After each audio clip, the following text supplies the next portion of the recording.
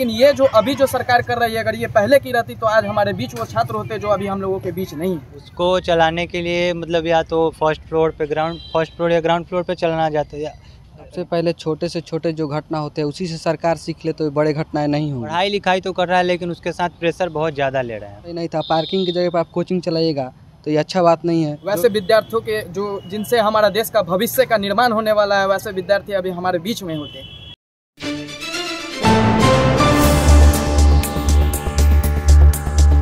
बीते 27 जुलाई को जो है दिल्ली में ओल्ड राजेंद्र नगर में जो एक कोचिंग इंस्टीट्यूट है रॉ IAS कोचिंग सेंटर, जिसमें जो है 3 छात्रों की मौत हो जाती है। और मौत का कारण जो है बेसमेंट में बारिश का पानी घुस जाता है और 3 UPSC की तैयारी कर रहे छात्र की मौत हो जाती है। जिसके बाद जो है सरकार जो है एक्शन में आ गई और पूरे देश में जितने कोचिंग इंस्टीट्यूट है वहाँ पे छापेमारी चल रही है, चाहे वो पटना में हो या फिर दिल्ली में हो या फिर बिहार के विभिन्न जगहों पर। लेकिन कहीं ना कहीं जो है सरकार की ओर से एक सवाल तो जरूर बनता है कि जब इससे पहले कई बार घटना घटे तो सरकार जो है एक्शन में नहीं आई, लेकिन जब 3 छात्रों की मौत हो जाती है उसके बाद जो है सरकार एक्शन में आती है और लगातार जो है ताबड़तोड़ जो है छापेमारी कर रही है। और सुरक्षा के जो मानक दृष्टिकोण है उसको लेकर सर्टिफिकेट वगैरह जो है जितने भी कोचिंग इंस्टीट्यूट है उनसे मांगा जा रहा है। हमारे साथ कुछ छात्र इस विषय पे बात करते हैं कि आखिर जो ये घटना हुआ है और इससे पहले जब घटना घटी थी,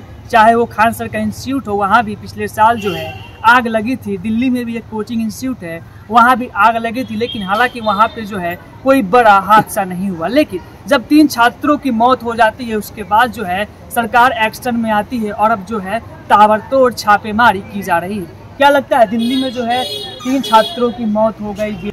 देखिए, ये जो घटना हुई है ये काफ़ी निंदनीय है, इसकी जितना निंदा की जाए कम है।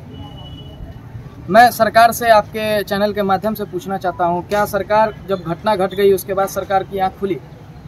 अगर यही चीज़ पे अगर विचार अगर पहले से अगर सरकार की रहती तो आज हमारे जो देश के जो IAS की तैयारी करके देश की सेवा करना चाहते हैं, वैसे विद्यार्थियों के जो जिनसे हमारा देश का भविष्य का निर्माण होने वाला है, वैसे विद्यार्थी अभी हमारे बीच में होते। तो ये जो सरकार अभी जो प्रक्रिया कर रही है ये ठीक है, ये होना भी चाहिए। सब गुणवत्ता नापने के बाद किसी कोचिंग को चाहे किसी भी तरह के शैक्षणिक संस्थान को लाइसेंस देना चाहिए, अनुमति देना चाहिए चलाने के लिए। लेकिन ये जो अभी जो सरकार कर रही है, अगर ये पहले की रहती तो आज हमारे बीच वो छात्र होते जो अभी हम लोगों के बीच नहीं।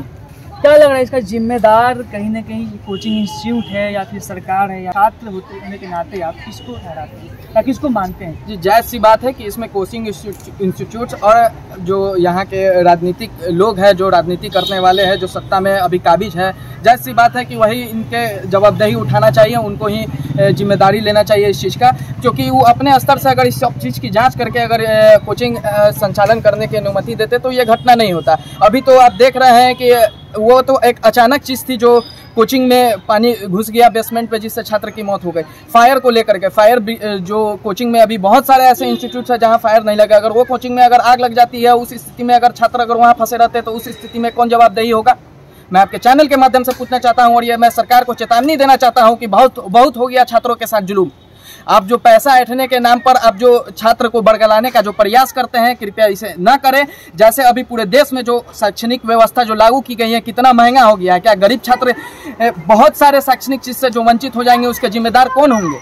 देखिए, इनका साफ ये छात्र है और इनका रोज आप जाहिर सी बात है कि जिस प्रकार से जो है कोचिंग इंस्टीट्यूट है और वहाँ पे जो सुरक्षा के मापदंड तय किया गया उसमें एक ये भी आता है कि फायर यानी कि जब आग लगती है तो उसमें भी उसकी व्यवस्था होनी चाहिए और ऑक्सीजन को लेकर भी एक वेंटिलेटर वगैरह की सुविधा होनी चाहिए। लेकिन कहीं ना कहीं छात्र आजकल ये हो रहा है कई सारे इंस्टीट्यूट में कि कैपेसिटी बहुत लिमिट होते हैं, लेकिन बच्चों को जो है कैपेसिटी ज़्यादा भर दिया जाता है। एक तो सरकार को सबसे पहले एक कमेटी बनाना चाहिए जो हर समय पीरियड के अनुसार वो कोचिंग और वैसे संस्थानों में जाकर के चेकिंग करना चाहिए कि क्या वहाँ छात्र पढ़ने के लिए सब व्यवस्था वहाँ छात्रों के लिए ठीक है। आज एक घटना हुई है, आगे चल करके बहुत घटना होगी, हम जान रहे हैं इस चीज़ से, भली बात है। तो मैं सरकार को चेतावनी देना चाहता हूँ कि हर गुणवत्ता के आधार पर आप पहले उस कोचिंग संस्था की जाँच करिए, तब जा करके उन्हें अनुमति दीजिए कि किसी भी प्रकार का आपके यहाँ शैक्षणिक व्यवस्था चालू करने के लिए। लेकिन सवाल ये है, मैं सवाल आप पर छोड़ता हूँ कि सवाल ये है कि जब आज से पहले कई बार कोचिंग इंस्टीट्यूट में जो है कई सारी घटनाएं घटती है, लेकिन सरकार जो है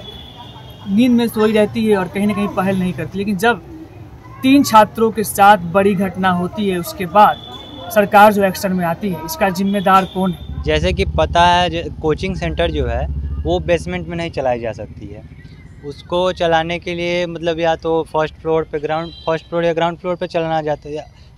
वहाँ के जो टीचर थे वो लोग पहले ही अगर ये सुनिश्चित कर लेते कि हाँ भाई ये सही नहीं है और उसको फर्स्ट फ्लोर या सेकंड फ्लोर जहाँ पर भी चलाते अगर पहले ही, तो वो नौबत ही नहीं आती। बारिश बहुत तेज़ हुई जिसके वजह से वहाँ का पानी लेवल बढ़ा और अंदर गया, जिसकी वजह से वहाँ पर फंसे बच्चे। और सुप्रीम कोर्ट का आदेश आया है, उसने जो है केंद्र सरकार और दिल्ली सरकार को जो है एक नोटिस जारी किया है। जैसे कि आपको भी पता है कि अभी जो है बच्चा पढ़ाई लिखाई तो कर रहा है लेकिन उसके साथ प्रेशर बहुत ज़्यादा ले रहे हैं।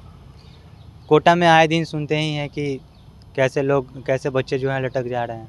और ऊपर से ये लोग जो बेसमेंट में या फिर कहीं पर भी कोचिंग चलाते हैं, मान लीजिए वो तो पानी था, पानी के कारण 3 बच्चों की जान चली गई।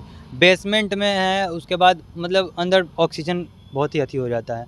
बाई चांस कभी भूकंप आ गया या कुछ हुआ, लोग बाहर नहीं निकल पाए, अंदर ही दब गए, उससे भी बहुत जाने जा सकती थी। अच्छा, सरकार जो है अभी कहीं ना कहीं शिक्षा संस्थान जो है उसकी नींद खुली है। पिछले साल भी एक घटना हुआ था, जून में हुआ था, दिल्ली के कोचिंग में हुआ था, खान सर के कोचिंग में भी आग लगी थी। तो उस समय सरकार की आंखें नहीं खुली, लेकिन जब 3 छात्रों की मौत हो जाती है उसके बाद जो है सरकार की आंख खुलती है। और एक अब छात्र है, इसको कैसे देखते हैं? सरकार को शायद समय होते अगर इस चीज़ का अगर ये हो संज्ञान में जाता, ये चीज़ कर लेती तो शायद ये घटना नहीं घटती। हाँ सही बात है। अगर सरकार पिछली हुई हादसों को लेकर के अगर सीख लेती और उसी टाइम कुछ इन सब चीज़ों पर अगर प्रतिबंध लगाते तो आज वो कांड होता ही नहीं। 3 छात्रों की मौत हो जाती है, उसके बाद जो है सरकार जो है अब हर जगह हर शिक्षा संस्थान पे जो है जांच बैठा रही और मापदंड जो है उनकी तरफ से जो दिया गया है उसको पूरा करने का कि आप देखिए, सबसे पहले छोटे से छोटे जो घटना होते हैं उसी से सरकार सीख ले तो बड़े घटनाएं नहीं होंगी। सरकार को सबसे पहले ध्यान देना चाहिए कि जहाँ पे कोचिंग संस्थान या कोई भी प्राइवेट संस्थान चल रहा है वो चलाने लायक है, वहाँ पे व्यवस्था सब सही है कि नहीं है। अगर ये सब नहीं देखने कोचिंग चलता है, कम जगह में ज़्यादा छात्रा पढ़ने जाएंगे तो ऑक्सीजन प्रॉब्लम, बहुत सारे प्रॉब्लम है जो दिक्कत होता है, खिड़की ना होना, ये सब। तो बेसमेंट में कोचिंग चलाना कहीं से सही नहीं था। पार्किंग की जगह पर आप कोचिंग चलाइएगा तो ये अच्छा बात नहीं है। जो भी था कोचिंग बिल्कुल, इनका कहना है कि कम जगह में ज़्यादा बच्चे को बैठाना, यानी कि जब हम किसी क्लास में बैठते हैं और संख्या हो, सीट हो, वहाँ पे 20 बच्चे की बैठने की कैपेसिटी हो और वहाँ पे सैकड़ों बच्चे को बैठा दिया जाता है तो वहाँ पे जाहिर सी बात है कि ऑक्सीजन की कमी होगी और छात्रों के साथ ऐसे घटने होते रहेंगे। लेकिन सवाल ये बनता है कि जब अभी दिल्ली में जो घटना हुआ है उसके बाद आखिर सरकार क्यों जागती है? इससे पहले भी कई बार ऐसे हादसे हुए हैं लेकिन ऐसा बड़ा जो है हताहत नहीं हुआ। लेकिन जब दिल्ली में 3 छात्रों की मौत होती है उसके बाद जो है सरकार जाग जाती है। किसी कोचिंग में पढ़ते होंगे, कैसी व्यवस्था है वहाँ की कोचिंग वगैरह की? जहाँ हम लोग पढ़ते हैं वहाँ तो अच्छी व्यवस्था है, 40-50 एक साथ बैठते हैं, 60-70 की जगह।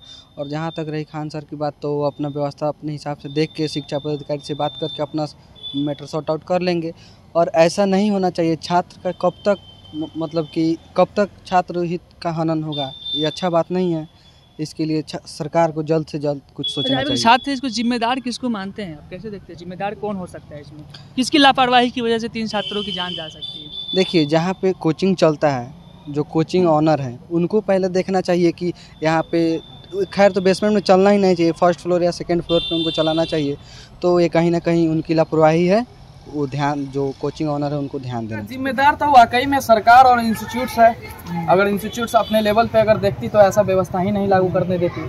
और सरकार का जहाँ तक बात रहा कि वर्तमान में जो अभी सरकार केंद्र में काबिज है, इसको जिम्मेदारी और जवाबदेही लेना चाहिए और देखना चाहिए। चलिए ऐसा घटना हो गया तो आगे बढ़ करके आगे चल करके इस तरह की कोई घटना और इस तरह का कोई व्यवहार नहीं छात्रों के साथ होना चाहिए। छात्र की क्या गलती थी? छात्र की तो कोई गलती नहीं थी। वो तो अपना घर दुआर छोड़ करके दिल्ली जैसे महानगरों में अपने शैक्षणिक व्यवस्था को सुचारू रूप से निरंतर रूप से चलाने के लिए, आगे बढ़ाने के लिए और देश की सेवा करने के लिए पढ़ाई करते हैं। लेकिन उनकी क्या गलती थी? बेसमेंट में कोचिंग चल रहा था तब तो वो कोचिंग पढ़ रहे थे, वो पढ़ाई बेसमेंट में चल रहा था। अगर वो बेसमेंट में नहीं होता तो वो तो नहीं पढ़ते। आखिर के सरकार कहीं ना कहीं उस चीज़ के लिए अनुमति देती है। इसमें कहीं ना कहीं पैसा का भी बहुत बड़ा, जो हम और आप जिसको भली बात ही नहीं समझ सकते हैं, पैसा का भी बहुत बड़ा लेन देन का मामला है। इसमें अगर खुलासा किया जाएगा तो इसमें आएगा। कहीं ना कहीं सरकार को उस माध्यम से पैसा पहुंचता है, तब सरकार उस चीज़ के लिए अनुमति देती है। हालांकि नियम नहीं है कहीं भी बेसमेंट में कोचिंग संस्था चलाने का, तो आखिर के सरकार क्यों अनुमति दी? क्या बिना सरकार की अनुमति के बेसमेंट में कोचिंग चल रहा था? इसका जवाबदेही ले सरकार। तो आप सवाल ये है कि कोचिंग इंस्टीट्यूट का जिम्मेदार कौन है, आखिर कोचिंग इंस्टीट्यूट या फिर सरकार। जब बड़ी घटना घट जाती है उसके बाद सरकार जो एक्शन मोड में आती है और लगातार ताबड़तोड़ छापेमारी चलती है। जवाब आप पर छोड़ते हैं, कमेंट बॉक्स में जाए और जवाब दें। रोशन कुमार, राष्ट्रीय सागर, पटना।